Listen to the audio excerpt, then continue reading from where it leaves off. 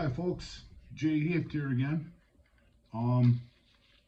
This is episode 3 of Beaver Dam in the state of Wisconsin, a corrupt criminal enterprise, and the subtitle is A True American Horror Story. I want to apologize for my demeanor last time. You'll probably be as mad as I am when I'm done with this with your government. I wanted to explain in something that I missed in the last episode, when I explained to you that the DNR was going to buy my building. And what happened was they called me after I went public about the dam, and they said that they're pissed and they're not going to buy my building. So my building basically after that stood empty for about 3 years, and it cost me a lot of money. I paid my property tax, my insurance, my water bill. My roof started leaking because my roof vent froze, and then the water pooled up and then, went down through the stairway down into the building, and I had to fix that and everything. Somewhere around $30,000. I want to say, please watch all these episodes in order. And I wanted to show the sign again for people. I got it somewhere here.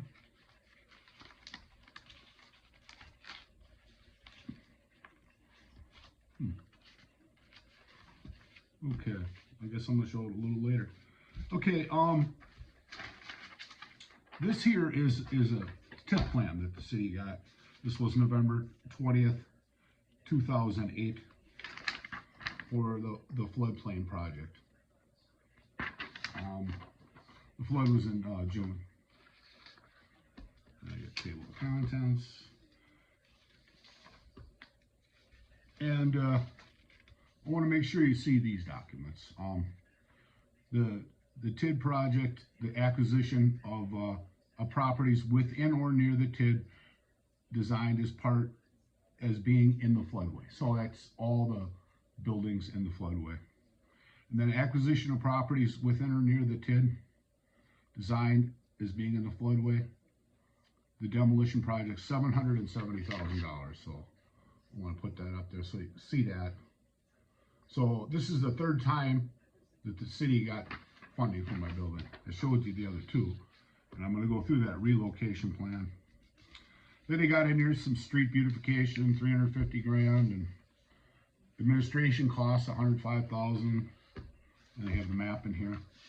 What happens with these TIF districts is some of them do well and some fail. Okay, I did some research on this, in my opinion. Like I said before, all these episodes are my opinions. The economic feasibility, the new development activities.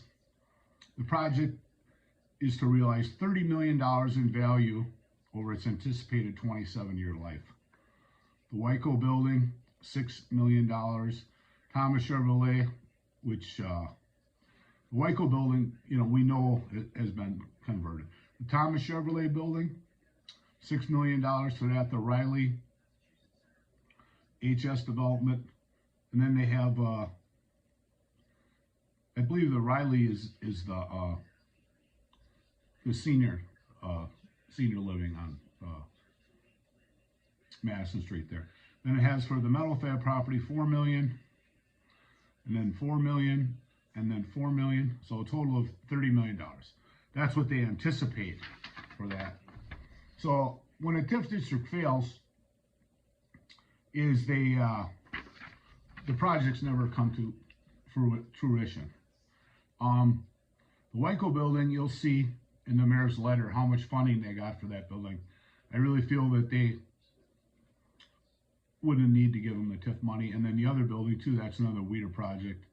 So they really did need funding. And the other places were never built. This is a timetable for 25 years. And it's over at 2036 that they'll have to start paying property tax, because the TIF money is basically comes out of your property tax. So if you're a property tax owner in town, you might be wondering what the heck is going on, because when these TIFs fail, what happens is a lot of times your taxes end up going up. So I feel it has failed. Okay, this is an interesting letter. Again, I want to say watch all the episodes in order. This is a Waco letter about the Waco building. It tells about the Waco building.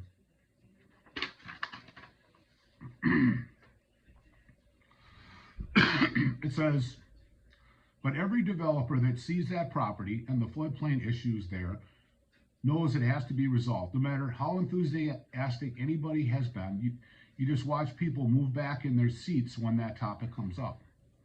City Attorney Mary Ann Shack said she would be working with Burlingame on a solution to the floodplain issues at the Waco, and those efforts resulted in Monday's proposal. And it says the interesting thing is the city will take on the DNR if necessary. That's what Mary Ann says.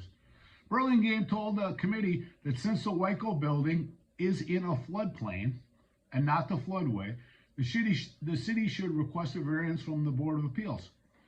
The wording of the variance would allow all improvements or additions as long as they comply with uses allowed in the zoning district. It's not that big a thing, I don't think, Burlingame said. I think the DNR will probably squawk a little bit, but if it's justified, they'll back off. While it was noted that the DNR could appeal a variance if it was granted, and I'll show you on some of these DNR emails that they couldn't give them a variance. Burlingame said he believed the Waco would meet all the guidelines for receiving a variance. At last Tuesday's meeting, Shack went so far as to say that any action brought forward by the city would have the full backing of the city attorney's office should the DNR oppose. The interesting thing is the city will take on the DNR if necessary, Shack said at the time. All the persons voted unanimously to move forward on the proposal. The city district attorney Dave Shack said he will begin paperwork.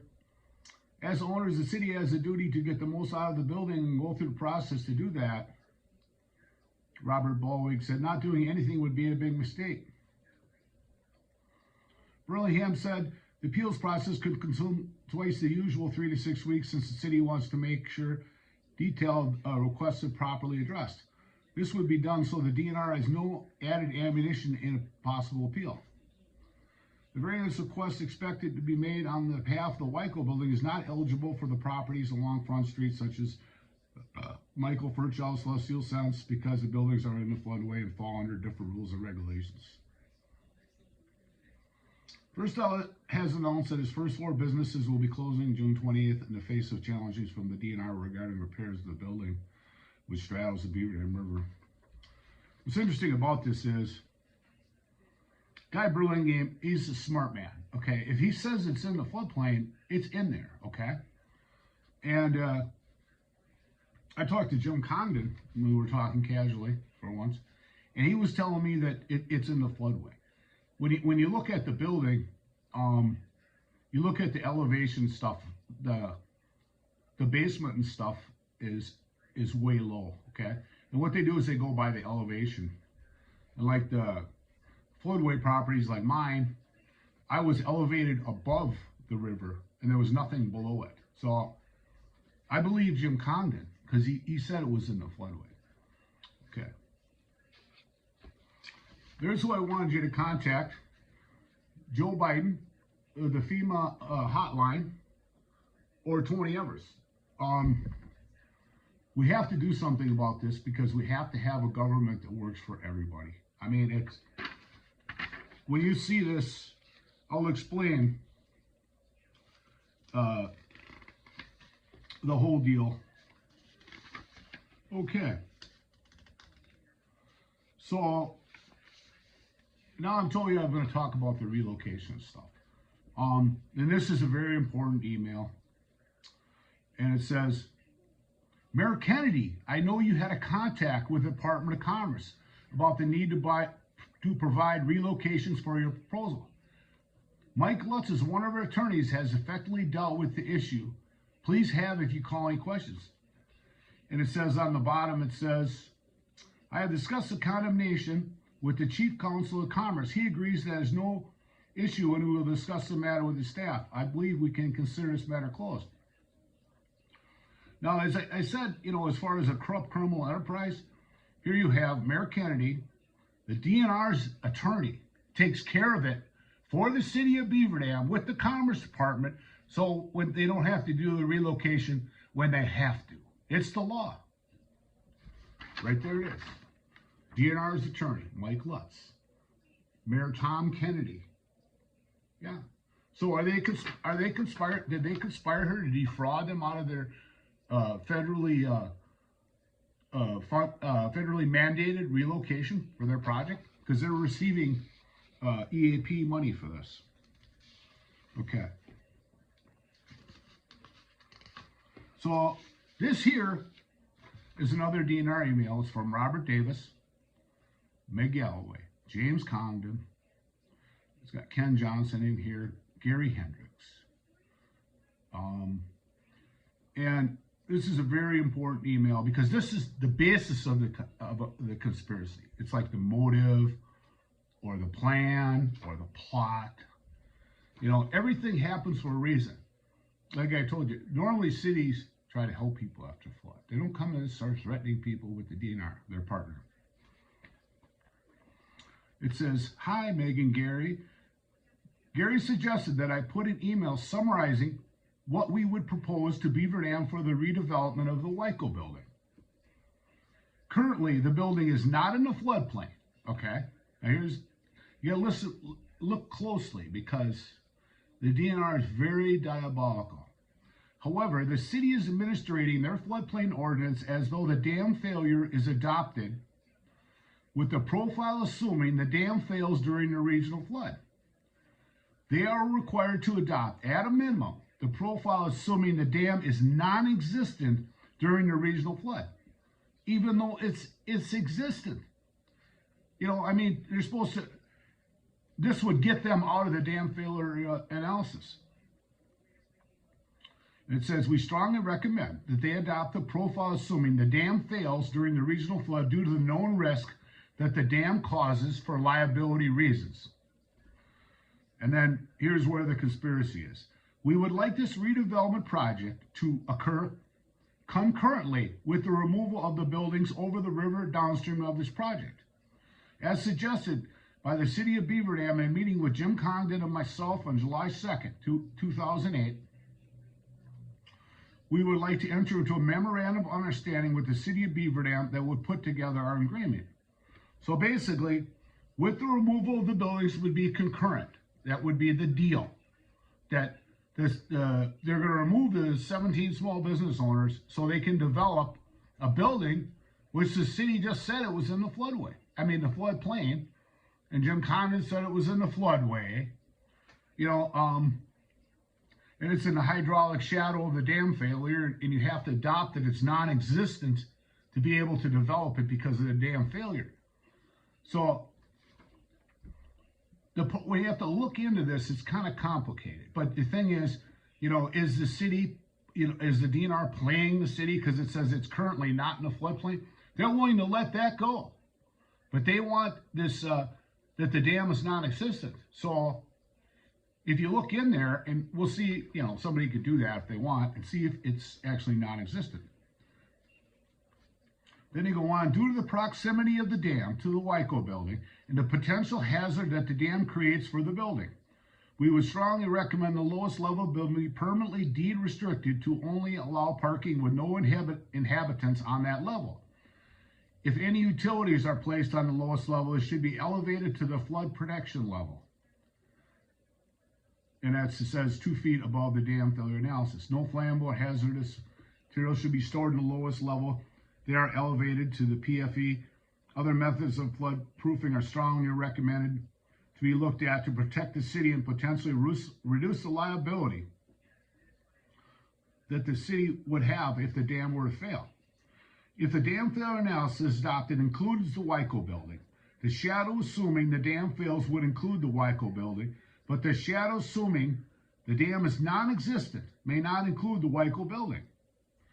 It should not be adopted until after all the permits for redevelopment are issued to avoid the need for a variance. Additionally, if the Weichel building is put in the flood bay by the dam failure, it would be subject to the 50% rule, which they tried to pull on us, after redevelopment if the dam failure is adopted after permitting of the structure. Ultimately, the responsibility of the dam falls back to the city as the owner of the dam, so it would be in the city's best judgment to force the Weichel building to be flood-proofed as much as possible. Obviously, the best choice would be to elevate the lowest floor, but if that option is not desirable, other choices should be looked at and to reduce the liability for the city. Let me know what you think, that I should make any changes what I have above. I am hoping to give a verbal go-ahead to the Economic Development Corporation this afternoon. And that's run by Trent Campbell. I'll show you this whole thing.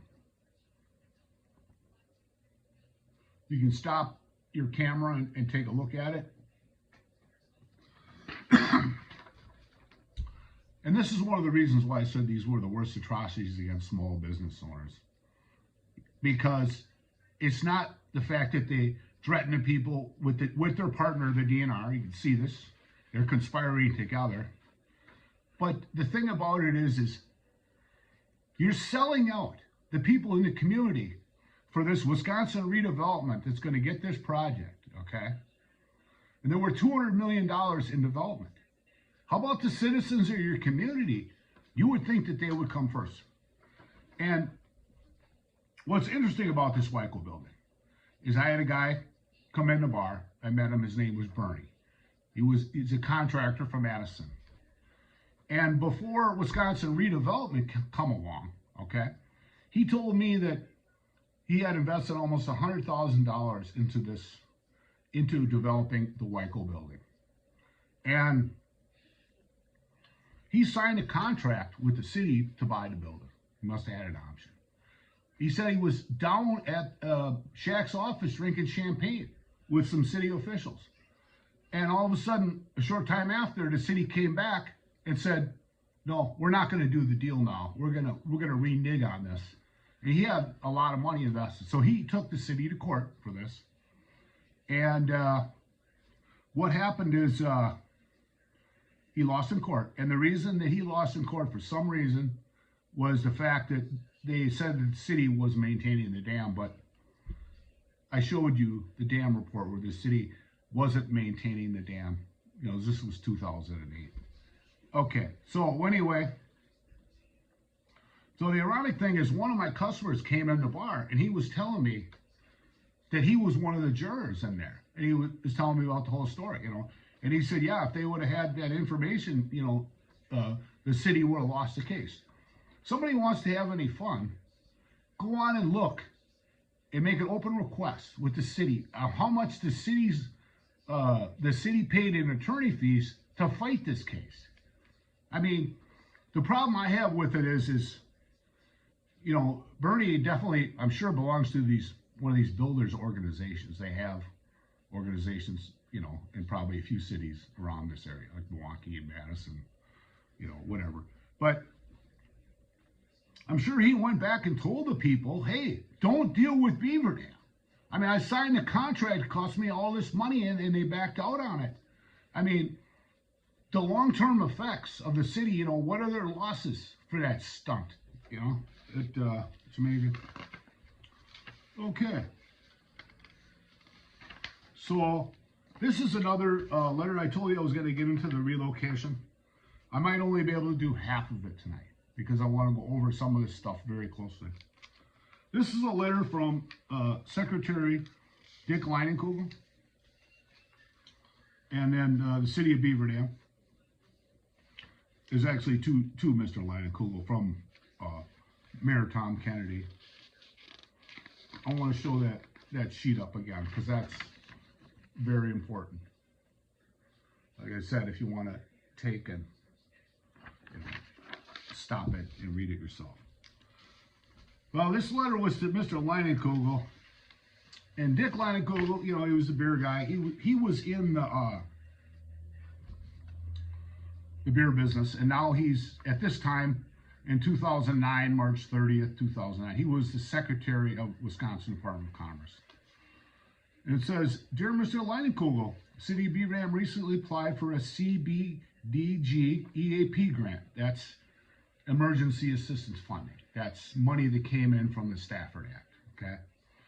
Through the Department of Commerce for the City of Beaver Dam Downtown Redevelopment Project in downtown Beaver Dam. We would like to amend that grant request to also include $1,731,000 for the affordable housing component known as the Beaver Dam Lake Historic Loss, which will replace the housing units lost in Beaver Dam and lost in downtown as a result. Well, that's a low-income housing, so that's really not going to replace the businesses downtown, because that's what they were. So, a lot of them did have apartments, but that's not even going to come close. As outlined in our original grant application, the City of Beaver Dam grew around over and the Beaver Dam River. As a result of the pattern of growth, the city has become very susceptible to flooding, and many of the downtown buildings have sustained severe damage over the years due to flooding. The annual risk attached to these buildings has eliminated the possibility of them conventionally financed for renovations, repairs, or resale. The lack of investment has created a drag on the rest of our downtown, and therefore the city has made a priority to address the problems starting in 2009. It says here, the City of Beaver Dam worked very closely with the DNR, local businesses, community residents, and a wide variety of groups to develop a comprehensive plan that will revitalize the river, mitigate future flood damage, and improve the health of our downtown. An important piece of that plan is adaptive reuse of the Beaver Dam Cotton Mill into 34 affordable industrial loft-style apartments. During the comprehensive planning, it was clear to the residents of Beaver Dam to want to see this building saved, and the adaptive reuse of this building into rental housing fits in well with the overall vision of the downtown. Then it says in here, it says that building was originally constructed in 1982. In the mid-1990s, Weinberg closed. The city conducted a search of viable development proposals that ultimately selected Wisconsin Redevelopment's proposal for the building in the spring of 2008, just prior to the flood. Wisconsin Redevelopment proposes a $7.6 million renovation of the 34 affordable loft-style apartments using WHEAT affordable housing tax credits, historic tax credits, private sector loans and equity. Ultimately, the collapse of the financial markets have put this project in danger of not being completed.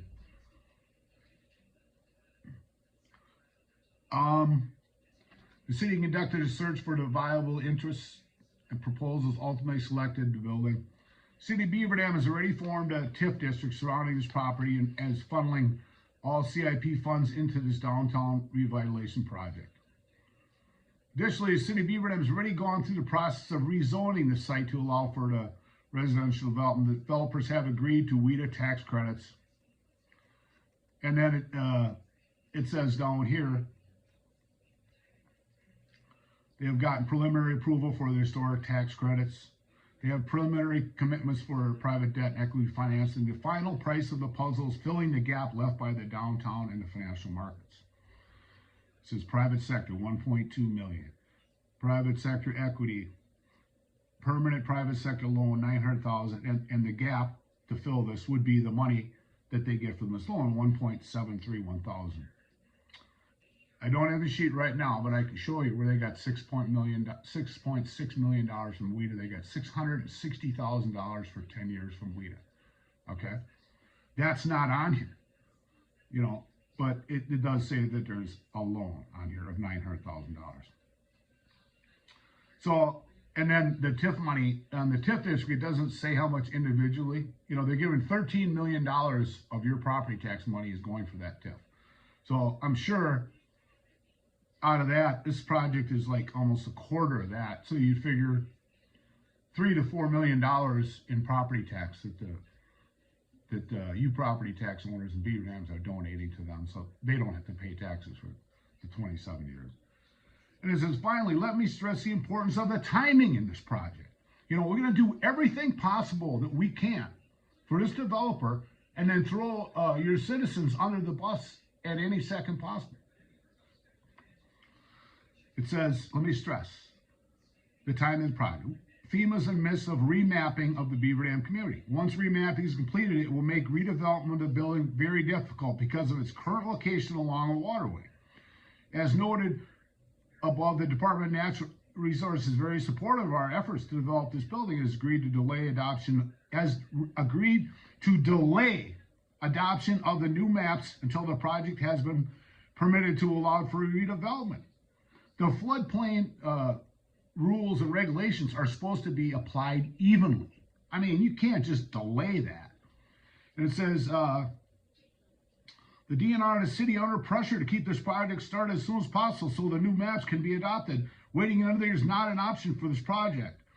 In closing, we would like you to add 1.7 to our affordable housing to our original request of $2,992,000 for public facilities and $281,000 for repairs not covered by the funding sources in our revitalized downtown.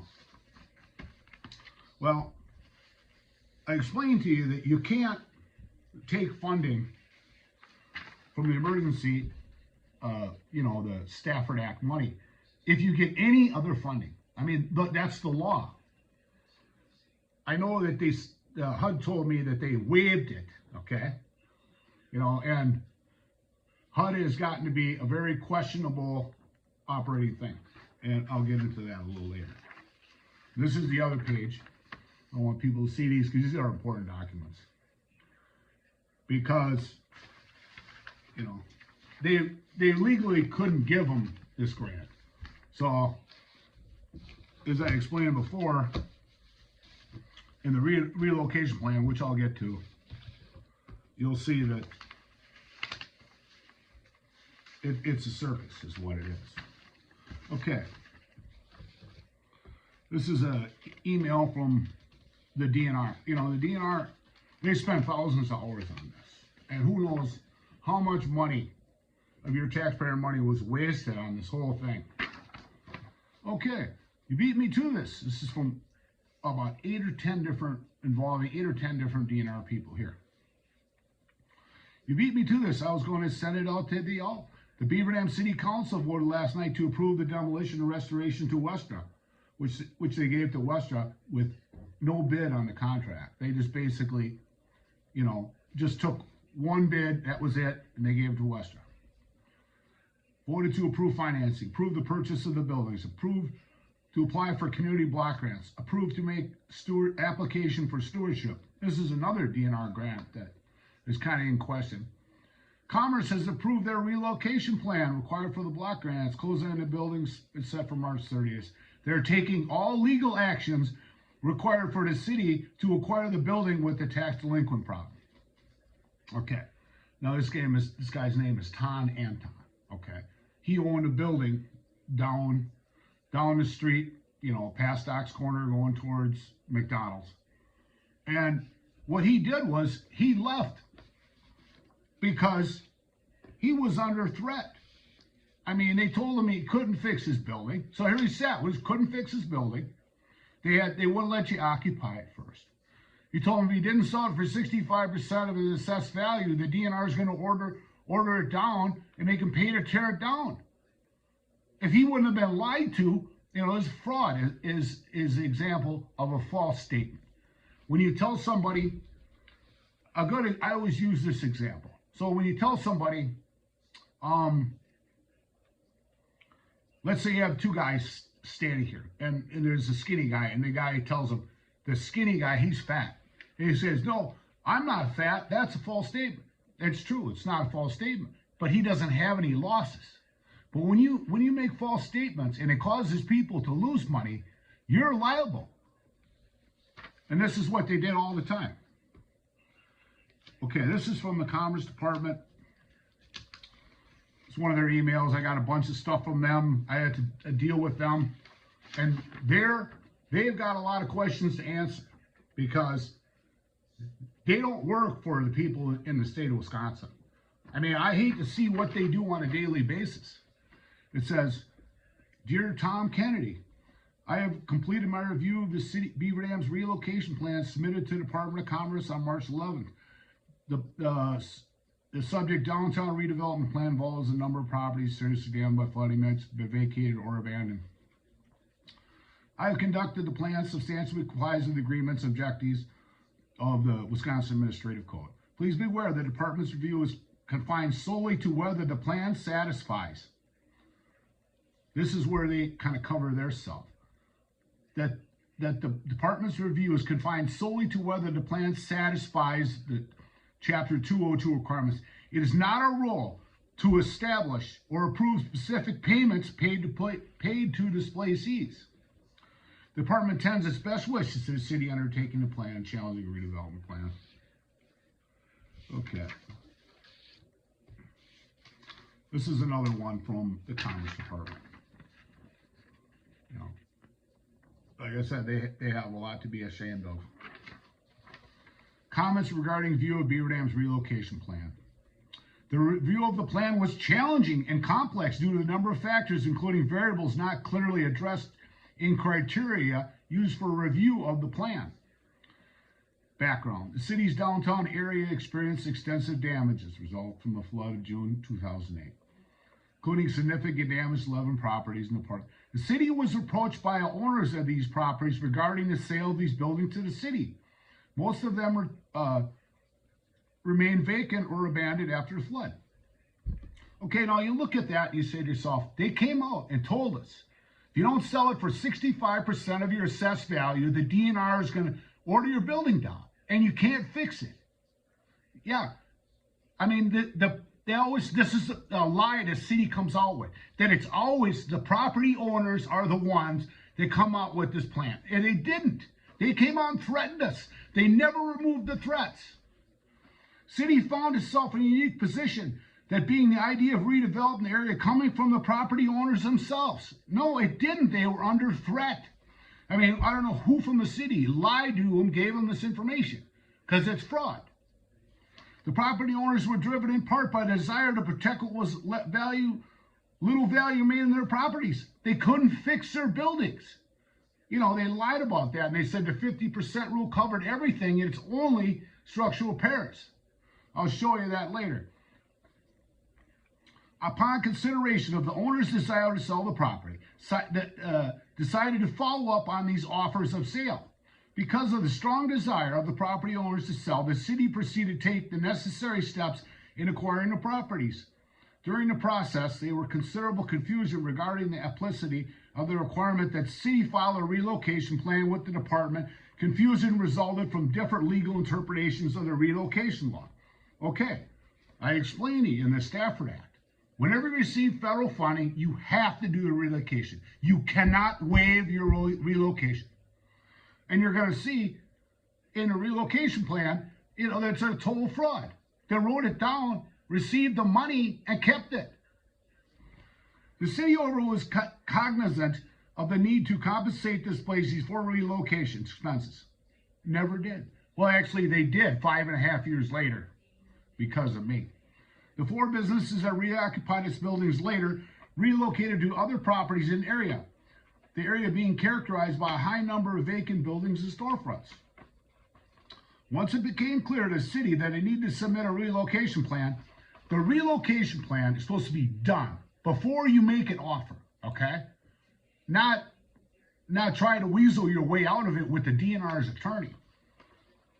Resolution.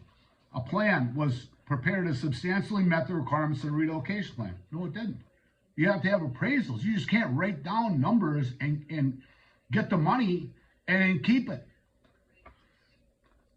And it's supposed to be distributed 90 days, but laws don't mean nothing to these people. In federal law, nothing. The plan reflects the situation the city found itself in, and reflects every action possible to be in the compliance with the requirements of a plan that its implementation given the unique situation and sequence of events. The rights of the property owners and occupants appear to be addressed. No, they weren't. Including making them whole as a result of the city's expressed desire to comply with relocation plans and implementation. Yeah. Okay, I'm going to do one more and then I'm going to shut it down for this story. But it just, you know, the Commerce Department I hate to see what they do on a daily basis. Yeah. They're giving away millions, hundreds of millions of dollars of your money, and they don't even care. They just give it away. As I mentioned, the relocation plan, this is from another Commerce one. So these cronies at the Commerce Department. As I mentioned, the relocation plan is not perfect in terms of having crossed the T's and dotted all the I's in the process. However, the city did the best, given it was already been done, and in some respects goes beyond its responsibilities. Not at all. Most of the properties were vacant, so there was no displacement. I'm going to read to you in there that they have to give you replacement on there. With a few others, the business had already relocated, not displaced, prior due to doing the plan. The city asserts paying premium prices for the properties. Prices include relocation costs. The intent of the law is being met. No, it's not being met at all. Yeah. And then Jack Sanderson, okay, was the head of the Commerce Department. And Jack is a great American because he was the only honest person that I ever met that worked for the DNR, the Commerce Department, the city. He's the only one. He's the only person that the law meant anything to at all. Yeah. Given that the approval plan will most likely not meet the approval of Jack, I was wondering if we should alert Joe Thomas to our actions in the event that Mr. Jack was running to Joe with the complaints. I would hope that Joe will understand the predicament of the city and the department and recognize that the plan is a representation of the best that can be done given all that has happened to date. We approve the plan and any disputes between the displacees because they are desperate to sell. Desperate to sell. This is what he says. Yeah. Desperate to sell, they've been under threat. And the displacing agency is a matter of those two parties to resolve. The likelihood for any disputes is remote because they approached the city to buy their properties and they received or will receive compensation that facts in their moving, etc. They didn't give them any moving money. By the way, the relocation brochures were also given out to the parties, and still no one to our knowledge is objecting to the city's actions. By bringing Joe in and sharing with him the situation as described above, perhaps we can get his support in supporting our actions and explaining to coordinate Mr. Jack, if need be, since we have not been successful in getting Jack to step back. Look at the bigger picture and realize that all that can be done is work with what remains given actions already taken.